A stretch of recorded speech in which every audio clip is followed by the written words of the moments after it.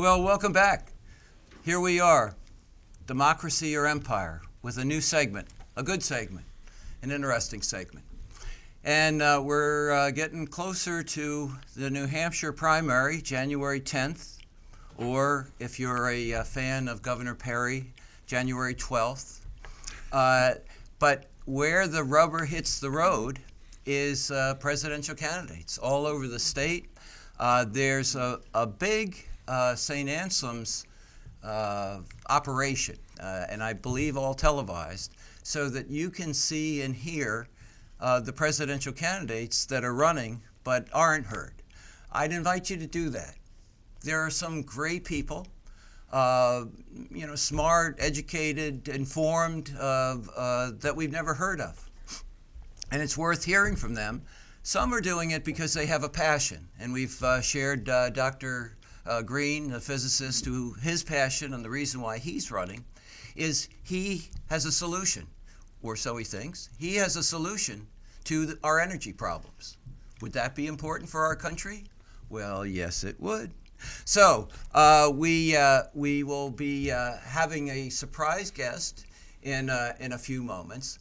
But let's remind you where we've been and kind of where we're going, reminding the citizens across the state of Chalmers Johnson's great analysis, the conservative analyst, consultant to the CIA and the National Security Council. A country has to choose between democracy and empire. It can't have both. And so what will our choice be? We have some interesting announcements to make in that regard. And you know that we can connect, or connect a little bit better, by going to our website, democracyOrEmpire.org, O-R-G, which I think today is going to be the new improved model, where people can leave comments, where they can find questions to ask presidential candidates, where they'll see some of the whiz-bang stuff that is going on, not only with us, but around the state. But first, let's go back to what's important, and that is the citizens of this great state. And what were the citizens saying? And we remind you of our very first program, and cameras in the street asking citizens, well, what questions do you have for presidential candidates? Joe, what were they saying? Well, to me, the war has become unjust. We may have gone overseas to perhaps, in the name of spreading democracy and freedom. But unfortunately, I don't feel that we're there doing that anymore. I don't know very many people who do. And unfortunately, I feel like the militarism in this country is heading us down a path where, terrorism will become a very real issue for us if we do keep up with involving ourselves in other countries' business when it's not ours. Iraq, for example, I don't think we should have gone there. There's ample proof to prove that we did go in there illegally. And as far as Afghanistan is concerned, I don't feel like we need to be there anymore. We have damaged that country for 10 years now, and we already had done it for 10 previous years, 20 years ago. So in the last 30 years, we've been in Afghanistan for 20, it seems. So if you had one question out of the material you just put out there, which is terrific, if you had one question to ask someone in a TV studio, what would it be? What do you think we should do? Do you think we should continue down the path we're on? Should we try to bring our troops home, which I'm in favor of personally? Do you think that perhaps Congress should take a look at the military budget? Should we trim it a bit? Yeah. What sort of things would you propose as solutions? Because right now I'm not hearing any, and maybe I'm just deaf, but I'd like to think that I'm all ears, so. Well, he's not all ears. I think he's all brains and asking good questions, important questions to him and to people that you love, your children, your grandchildren, your great-grandchildren. And if we don't ask these questions and ask them of the political candidates, where are we going to be? So thank you. I know who that person is now. I didn't originally, but I've gotten to know him. His name is Matt, and he's a leader in the Occupy New Hampshire movement. And in fact, the Democracy or Empire .org crew of people, our team, is going to be working with them and about 5 other good organizations. We'll talk a little bit more about that. So that not only will you have a chance to vote on January 10th, or Perry 12th, you will be able to also vote on issues. You will be able to vote on the future of America. Yeah. And so regardless of whether these candidates you let us down, let's weigh in, citizen to citizen, on things that we care about. And so there'll be more over the next several weeks of trying to pin down what this is. But you're going to be seeing, and Joe, if we could have the picture of Secretary Gardner in the meeting that we had with him last Friday. You're going to be seeing, hopefully at your polling place, a wonderful group of people dressed up, dressed well. They'll be wearing these wonderful safety green shirts, appropriately safety green. And they'll be having this logo that's behind me on the shirt. And they'll be offering you, after you vote for your presidential candidate, they'll be offering you a ballot on the future of America. And that ballot will have specific questions about, do you think that the military intelligence budgets should be cut? And if so, by how much? It will also have general questions on it, like if Chalmers Johnson is right and we have to choose between democracy and empire, are you going to follow the good example of that students in Peter's class over at St. Anselm's on criminal law class and vote overwhelmingly for democracy, no one voting for empire? So we want you to be able to weigh in. And we're in a coalition. Going back to Secretary Gardner's meeting for just a second, Joe, you'll see over on the left that same young man. He's not wearing his fancy chapeau, but that same nice beard and same warm smile. That guy right to his right looks remarkably familiar. Sometimes is accused of being Mark Twain, but the rumors of his death are much exaggerated.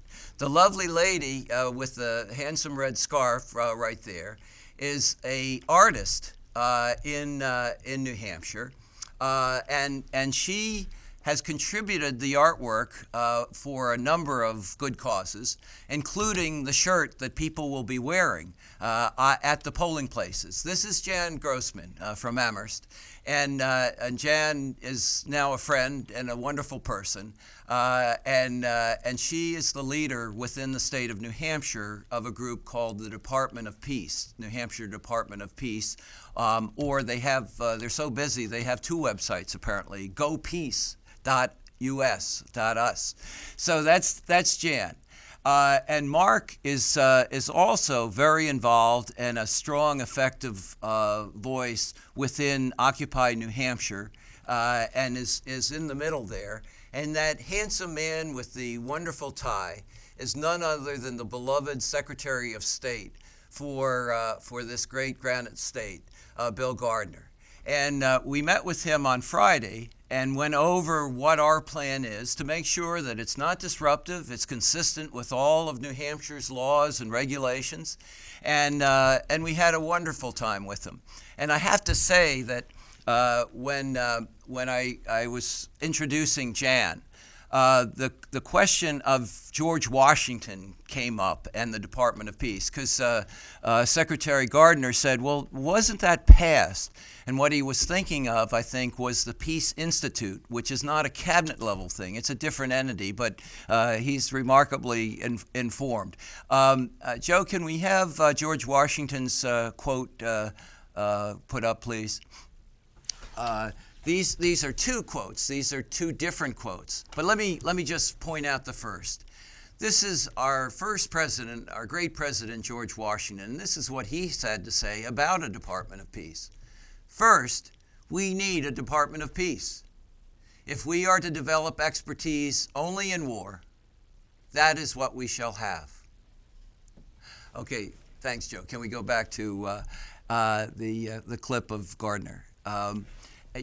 So as Jan was introduced, the Washington came up, and I threw in because I'd never heard that quote before, and I find it a remarkable one and an astute one. Because yes, what you focus on and what you put your energy and resources to, that's what you wind up with. And depending upon who's giving you the calculation, it's either for just this year, $700 billion, or Chris Hellman, $1.2 trillion, and we've talked about what $1 trillion is before this show, a year that we're spending on military and intelligence activities. And so if we're spending all that, is it any surprise that we have, wars, going into Panama and other places? So the final introduction, and if we just go back to Mr. Gardner for a second, but in mentioning that, he had all of us wide-eyed when he heard George Washington, and he said, with his wonderful pride of this great, fine state and its history, he said, well, you know which state was the first state to cast the first ballots for George Washington, don't you? Well, we should have had a little clue with that introduction and the pride. I think we could see his heart thumping through his nice sweater. And he said, yes, it was New Hampshire. And at this point, I think all of our jaws dropped, because he said, and we still have those ballots. It's in our archives. And so beside Secretary Gardner's left is a fine also leader of Occupy, Taylor Fetterman. And we had a marvelous time, not in this picture, as a representative from the AFL-CIO that sat in at the meeting. And while the letter carriers are going to be on these shirts, the AFL is keeping in touch with us on this. But Judy is not pictured in this particular picture, nor is Jeff Allen, and for a good reason. Not because he doesn't deserve to be in the picture, but because he was taking the picture. And I work with Jeff happily. We work together on Democracy or Empire.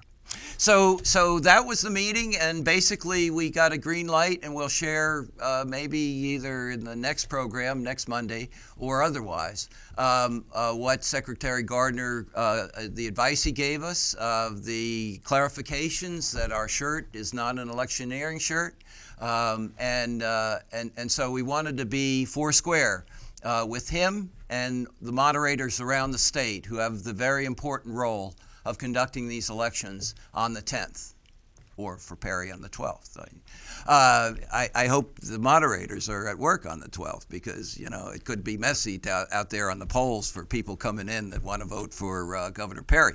But be that as it may, we have a couple things to share first, and then we're going to introduce you to one of these wonderful presidential candidates who's running to be our next president of the United States. So let's go back, if we could, Joe, to what Thomas Jefferson's wisdom and advice was about war and peace, and how we do calculations on spending for war. I've just written a piece on the prospects of war for our nation, and I'd like to read it to you. Never was so much false arithmetic employed on any subject as that which has been employed to persuade nations that it is their interest to go to war. Were the money which it has cost to gain at the close of a long war a little town or a little territory, the right to cut wood here or catch fish there, expended instead in improving what they already possess, in making roads, opening rivers, building ports, improving arts, and finding employment for their idle poor, it would render them much stronger, much wealthier, and happier. This, I hope, will be our wisdom. Thank you very much, Mr. Yes, thank you, President Jefferson. And we want that wisdom. We've lost that wisdom. Somehow, many of us, whether we're Republicans or Democrats, liberals or conservatives, progressives or libertarians, somehow we know that somehow we've gotten off the rails. And I appreciate the leadership and the desire for democracy, which is blossoming across our country in the Occupy movement, starting in Wall Street. You know, remember what Mark Twain said about bankers. A banker's a person that loans you an umbrella when it's sunny out, and then when it starts raining, he repossesses it. And first on Wall Street, and the unfairness with the bailouts there when so many people are facing losing their homes, losing their jobs, or have done it. So thank you for reminding us about this 1% and the 99% occupy young people and old people. It's not just young people, but certainly their courage is a model to us. It's not just the Egyptian youth and young people. It's our young people. So that a baby, that a boy. I should point out, and I don't know whether we can see this, Joe, whether we can just do the screen and back, because on this particular shot, no, okay. This is going to be on the front of our shirts. Maybe, you know, if we take a little break, we can have it, you know, a little bit of a switch here. Okay, so who are the groups that are going to be out there on January 10th working together to give you the opportunity?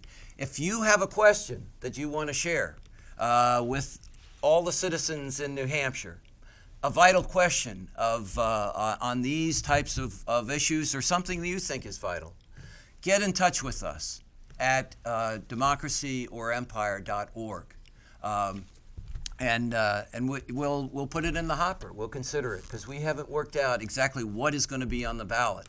There'll be a ballot box for you at your polling place. And so you'll be invited to fill this out and put it right in the ballot box, and then we'll tally you. Good. Okay, now here's the surprise. Are you ready for this? Jimmy, you're not ready for it? Well, you better get ready, because here it comes. We have a candidate who's running for president named John Wolfe.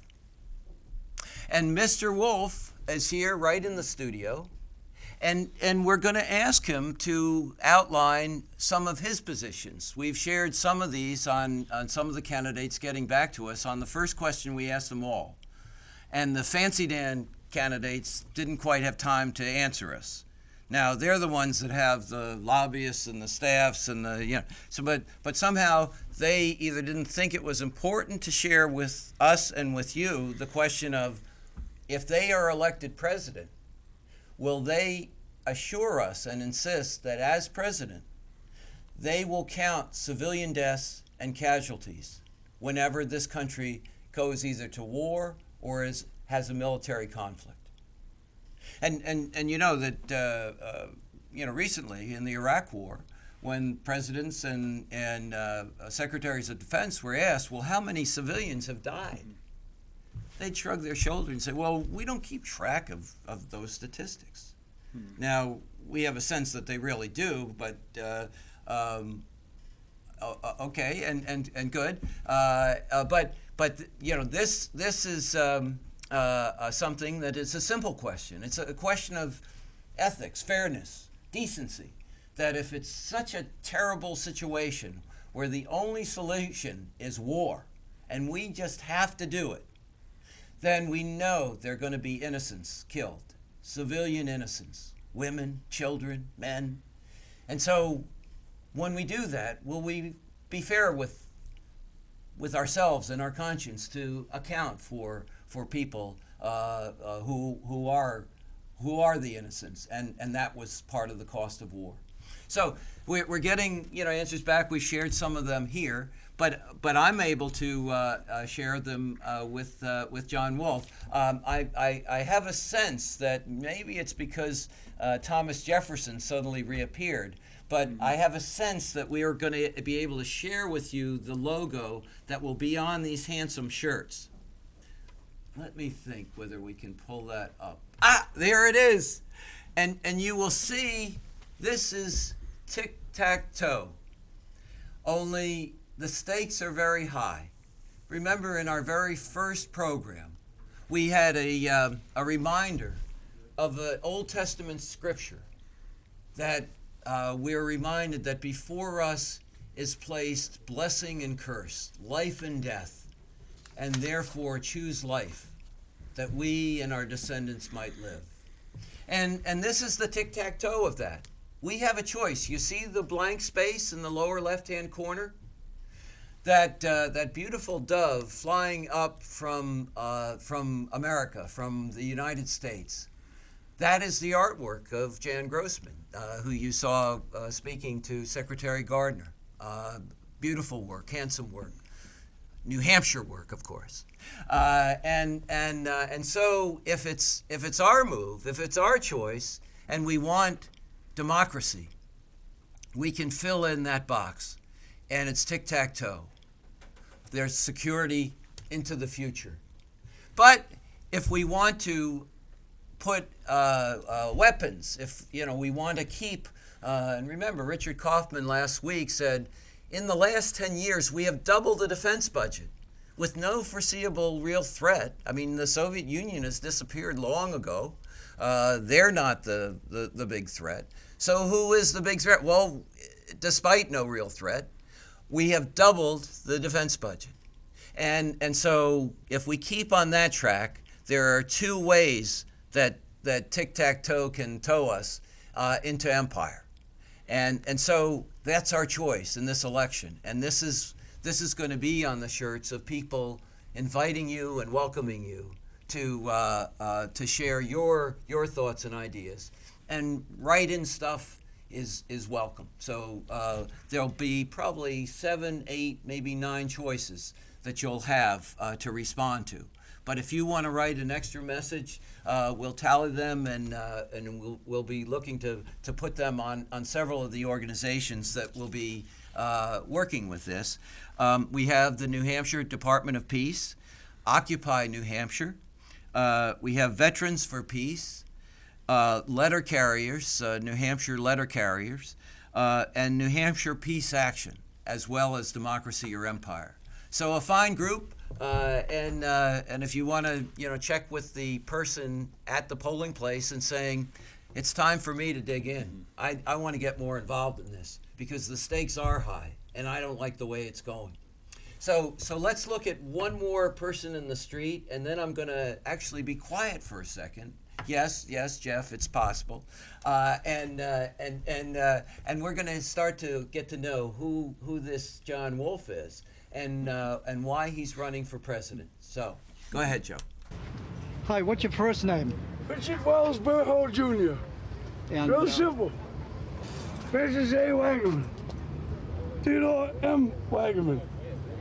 This is my grandfather's. Congress is doing. How will you rate them? How would I rate Congress? Sure. I don't have a rating system, but I'll say this.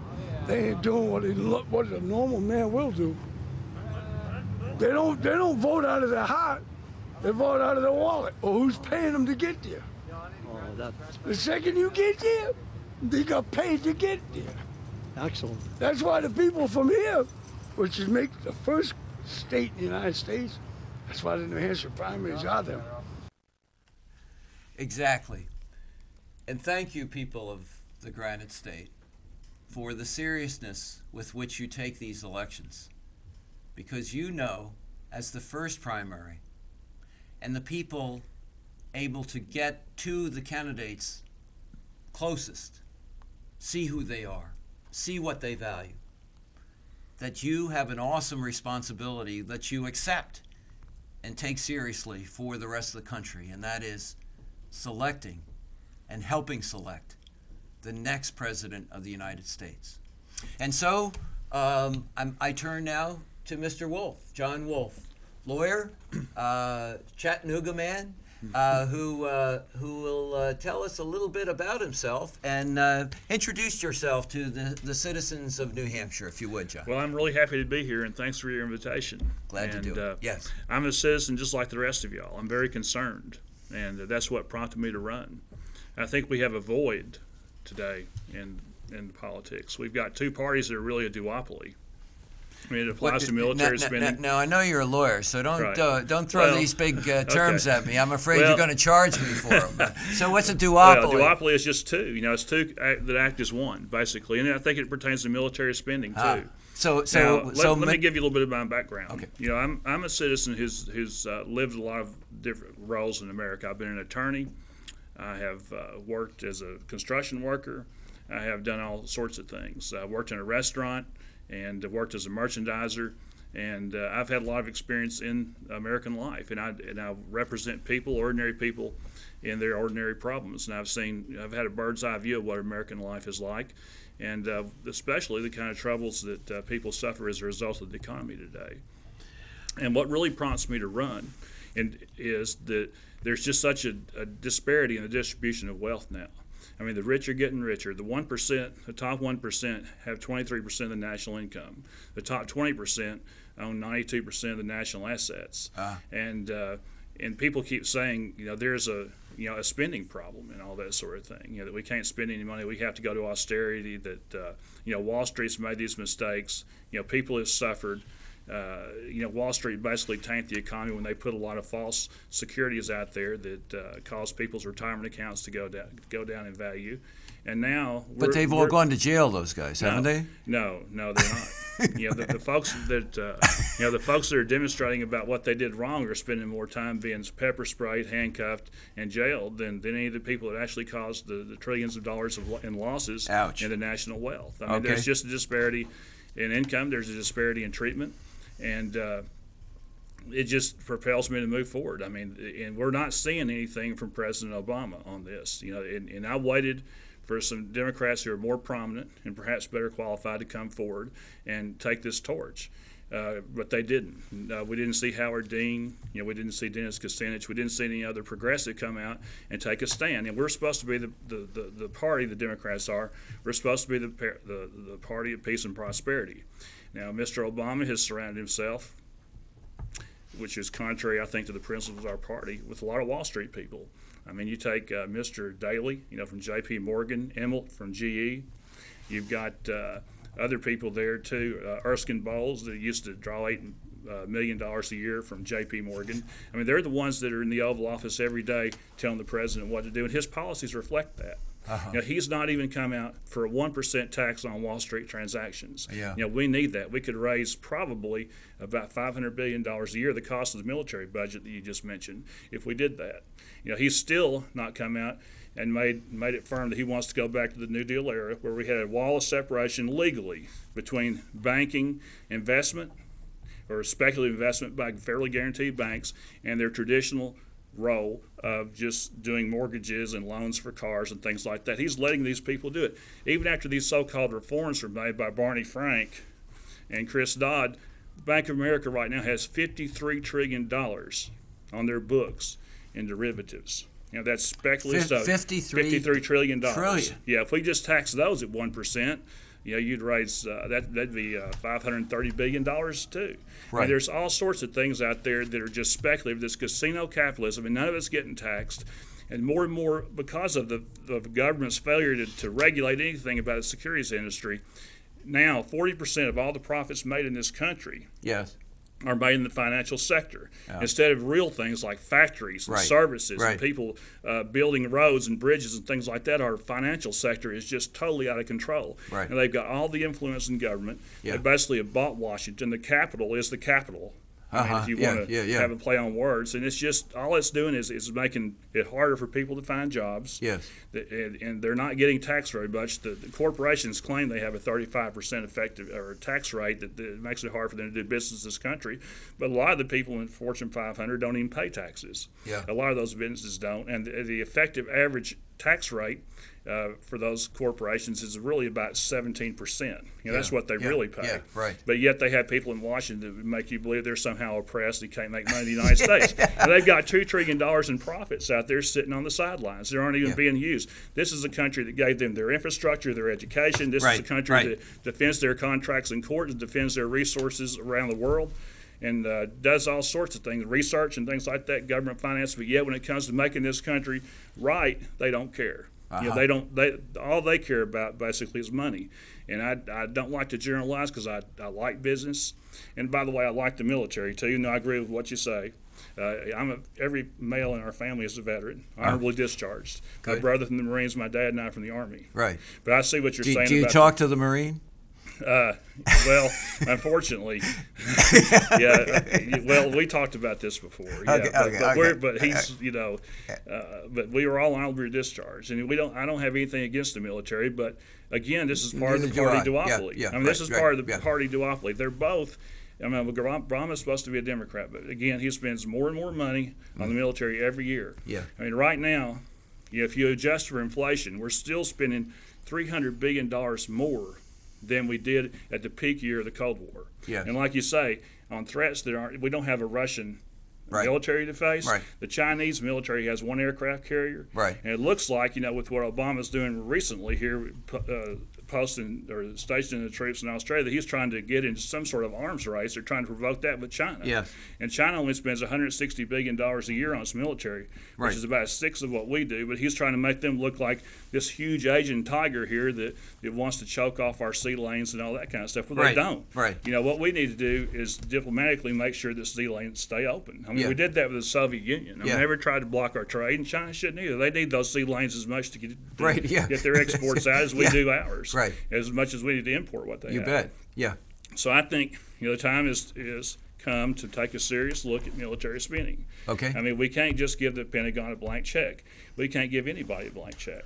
You want to talk a little bit about the accounting practices in the Pentagon versus all the other agencies? We do know that some of the CIA budget is not ever known. We know that. Yeah, there's secret there's budgets. Certain things that are secret. And also what people need to know, too, is when they hear figures like $600 billion a year, that's not true.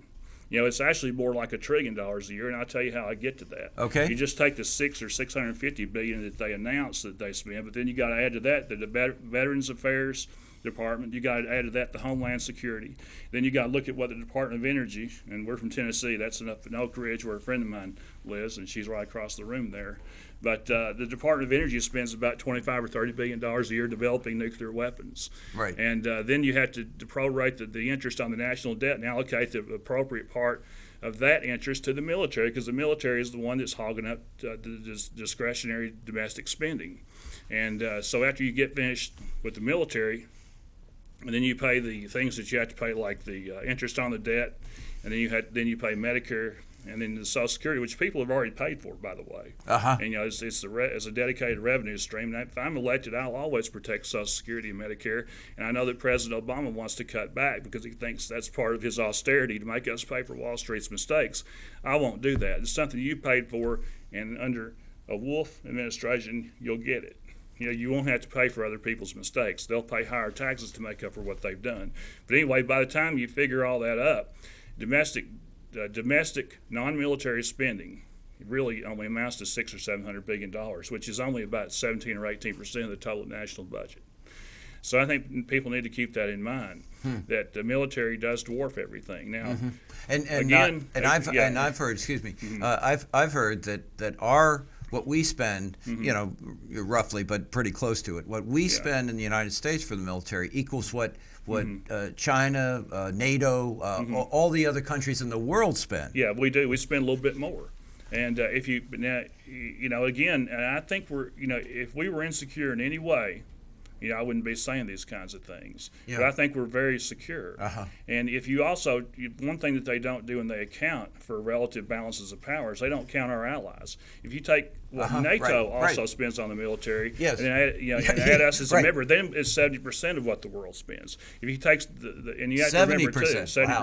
If Yeah, you almost take 3/4. the navies of the world, 11 of them are on our side. Right. And those 11 navies possess about 80% of the firepower at sea. Right. So you can see how well protected we already are, because we had a huge military buildup basically since about 1979. It actually started in the last years of Carter. Right. It was only interrupted briefly during the first years of the Clinton administration. Right. I mean, even we didn't have a peace dividend when the Berlin Wall fell. You know, Right. They Yes. just found other reasons to spend a whole lot of money Right. On these enemies that they keep creating. Right. Now, Yeah. you can fight terrorism and things like that. You know, I think James Jones, the National Security Advisor, said there's only 75 or 100 Al-Qaeda members left in Afghanistan. So what are you doing spending $1 million for every troop Yeah. to do it? Yeah. And I'll tell people an easy way. You talk about $1 trillion. That $1 trillion, think of it this way.